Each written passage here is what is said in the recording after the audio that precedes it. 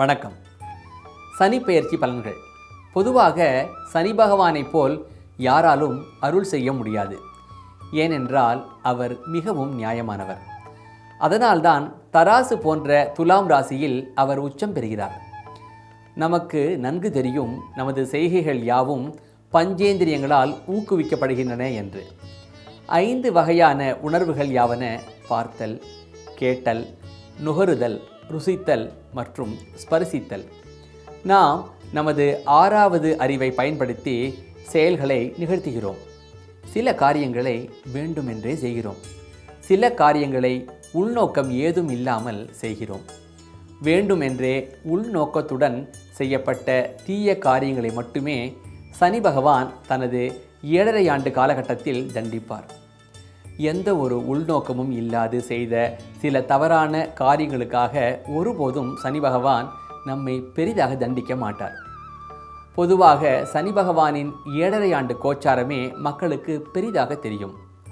ஆனால் சனியின் கோச்சாரம் ஒவ்வொரு 2.5 ஆண்டுக்கும் ஒரு முறை நடைபெறுகிறது.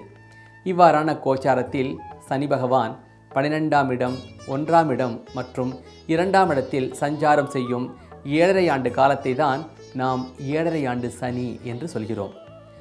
அதேபோல் சனி பகவானின் சஞ்சாரம் 8ஆம் இடம் மற்றும் 4ஆம் இடத்தில் இருப்பதை முறையே அஷ்டம சனி மற்றும் அர்த்தாஷ்டம சனி என்று சொல்கிறோம். சனி பகவானின் சஞ்சாரம் 3ஆம் இடம், 6ஆம் இடம் மற்றும் 11ஆம் இடங்களில் சிறந்ததாக கருதப்படுகிறது.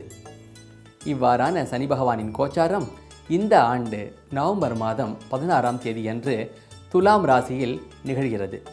அந்த ராசியில் 2/11/2014 வரை அவரின் சஞ்சாரம் அமைகிறது. இதனிடையில் வக்கர கதியிலும் பயணித்து இறுதியாக 2/11/2014 அன்று இந்த ராசியிலிருந்து விடைபெறுகிறார் சனி பகவான். 2011ஆம் ஆண்டு நவம்பர் மாதம் 16ஆம் தேதி முதல் 2012ஆம் ஆண்டு பிப்ரவரி மாதம் 7ஆம் தேதி வரை சனி பகவானின் சஞ்சாரம் துலாம் ராசியில் செவ்வாய் சாரத்தில் இயல்பு நிலையில் இருக்கும். இதுநாள் வரை தங்கள் ராசிக்கு பாக்யஸ்தானத்தில் அமர்ந்த சனி பகவான் தற்போது தங்களது தொழில் ஸ்தானத்திற்கு இடம்பெயர்கிறார். அதாவது தங்கள் ராசிக்கு 10ஆம் இடமான தொழில் ஸ்தானத்தில் பிரவேசிக்கிறார். இவ்வாறு தொழில் ஸ்தானத்தில் பிரவேசம் செய்யும் சனி பகவான் தங்கள் ராசிக்கு 4-11 கூடைய செவ்வாயின் சாரத்தை வாங்குகிறார். இதனால் தொழிலில் சிறு தடைகள் உண்டாகும். திட்டமிட்ட காரியங்களை நிறைவேற்றுவதில் சிரமம் உண்டாகலாம். உத்தியோகத்தில் தங்களது பேருக்கும் புகழுக்கும் சில இழுக்குகள் உண்டாக்கும் முயற்சிகளில் சிலர் இறங்குவர்.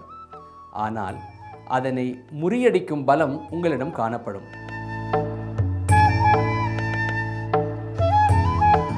சனி பகவானுக்கும் சுதர்சன பகவானுக்கும் ஹோமம் செய்யவும். பார்க்க www.astrovet.com மற்றும் 108 முறை ஓம் சனீஸ்வராய நமக என்ற பாராயணத்தை செய்து வரவும். 2012ஆம் ஆண்டு பிப்ரவரி மாதம் 8ஆம் தேதி முதல் 2012ஆம் ஆண்டு மே மாதம் 15ஆம் தேதி வரை சனி பகவானின் சஞ்சாரம் துலாம் ராசியில் செவ்வாய் சாரத்தில் வக்ரகதியில் இருக்கும். இக்காலகட்டத்தில் வக்கரகதியில் 10ஆம் இடத்தில் செல்லும் சனி பகவான் செவ்வாயின் சாரத்தை வாங்குகிறார்.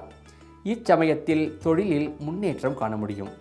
சகல வசதிகளும் உண்டாவதற்கான முயற்சிகள் கைகூடும். வாகனங்களை வாங்குவதோ மாற்றுவதோ இக்காலகட்டத்தில் நிகழும். அதன் மூலம் செலவுகளை சந்திக்க நேரும். உத்தியோகத்தில் கூடுதல் அதிகாரம் பெறும் வாய்ப்பு உருவாகும். வம்சாவழி சொத்துக்கள் வந்து சேரும். மாணவர்கள் ஊக்கம் மிகுந்து காணப்படுவர். அரசு மூலம் ஆதாயங்கள் கிட்டும். பெண்களுக்கு ஆடை ஆபரண சேர்க்கைகள் இக்காலகட்டத்தில் உண்டு. உறவினர் வருகை, விருந்தோம்பல் என இக்காலம் இனிதே செல்லும். தொடர்ந்து பாராயணத்தை செய்து வருவோம்.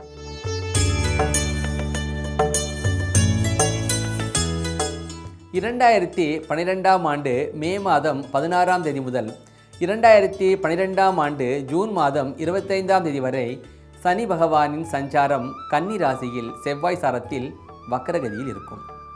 இக்காலகட்டத்தில் வக்கரகதியில் செல்லும் சனி பகவான் தங்கள் ராசிக்கு 9ஆம் இடத்தில் சஞ்சரிக்கிறார். இதனால் அறிவில் ஒரு முதிர்ச்சி ஏற்படும். பற்றற்ற மனதுடன் சிலர் கடமைகளை நிறைவேற்றக்கூடும். விஞ்ஞான ஆராய்ச்சிகள் கைகூடும் நேரம் இது. ஆனால் மிகுந்த முயற்சி தேவைப்படும். மந்திரம், மாந்திரீகம் என்று ஆர்வம் கூடும். சிலர் அதிகமாக தங்களை ஆன்மீக பணிகளில் ஈடுபடுத்திக் கொள்வர். செய்த தர்மம் தலை காக்கும் என்ற மொழிக்கு ஏற்ப இக்காலகட்டத்தை பொன்னாக பயன்படுத்திக் கொள்வது உங்கள் கையில்தான்.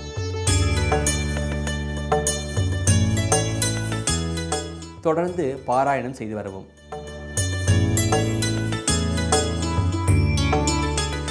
2012ஆம் ஆண்டு ஜூன் மாதம் 26ஆம் தேதி முதல் 2012ஆம் ஆண்டு ஆகஸ்ட் மாதம் 4ஆம் தேதி வரை சனி பகவானின் சஞ்சாரம் கன்னி ராசியில் செவ்வாய் சாரத்தில் இயல்பு நிலையில் இருக்கும். இக்காலகட்டத்தில் செவ்வாயின் சாரம் பெற்று தங்கள் ராசிக்கு 9ஆம் இடத்தில் செல்கிறார். இதில் சில அதிர்ஷ்டங்கள் குறையக்கூடும். எதிர்பார்த்த வண்ணமே விஷயங்கள் அமையாது. எதையும் அனுபவிக்க முடியாமல் சிறு சிறு சங்கடங்கள் ஏற்பட்டு அதிருப்தியை உண்டு பண்ணும். எனவே பொறுமை மிக அவசியம். குடும்ப சூழலும் சாதகமாக இராது. குடும்பத்தில் உள்ளோர் அவர்களுக்குள் சிறு சிறு பிரச்சனைகளை விவாதமாக்கி தங்கள் கவனத்திற்கு எடுத்து வருவது தங்களுக்கு எரிச்சலை உண்டு பண்ணும். விசா வாங்குவது போன்ற முயற்சிகளும் தாமதம் ஏற்படுத்தும். விநாயகருக்கு ஹோமம் செய்யவும். பார்க்க www.astroved.com. மேலும் பரிந்துரைக்கப்பட்ட பாராயணத்தை தினமும் செய்து வரவும்.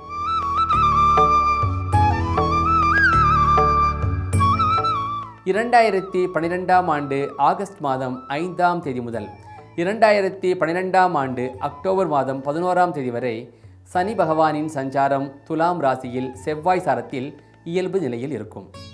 ஏற்கனவே 2011ஆம் ஆண்டு நவம்பர் மாதம் 16ஆம் தேதி முதல் 2012ஆம் ஆண்டு பிப்ரவரி மாதம் 7ஆம் தேதி வரை சொல்லப்பட்ட பலன்கள் தற்போது பலனளிக்கும்.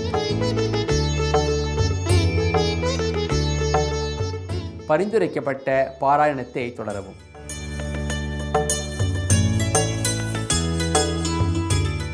2012ஆம் ஆண்டு அக்டோபர் மாதம் 12ஆம் தேதி முதல் 2013ஆம் ஆண்டு பிப்ரவரி மாதம் 18ஆம் தேதி வரை சனி பகவானின் சஞ்சாரம் துலாம் ராசியில் ராகு சாரத்தில் இயல்பு நிலையில் இருக்கும்.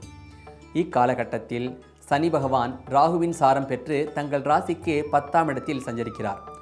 3 மாத காலத்திற்கு பிறகு இக்காலகட்டத்தில் ராகுவின் பயிற்சியும் கைகூடி ராகுவும் சனியுமாக 10ஆம் இடத்திலிருந்து உத்தியோகத்தில் பதவி உயர்வுகளை திடீரென ஏற்படுத்துவார். உயர் பதவிகளை வகிக்க வேண்டும் என்ற அபிலாஷைகள் அதிகமாகும். இதில் கவனமாக இருக்க வேண்டியது என்னவென்றால், எந்த அளவுக்கு வேகமாக மேலே செல்ல முடிகிறதோ அதே அளவுக்கு வேகமாக சரிவுகளும் சிலருக்கு உண்டாகும். அதனால் நிலைமையை புரிந்து கொண்டு நிதானமாக அதிகாரங்களை பயன்படுத்துவதும் எல்லோரிடமும் நட்பு பாராட்டுவதும் நன்மை பயக்கும். புதிய வியாபார முதலீடுகளை இக்காலகட்டத்தில் தவிர்க்கலாம்.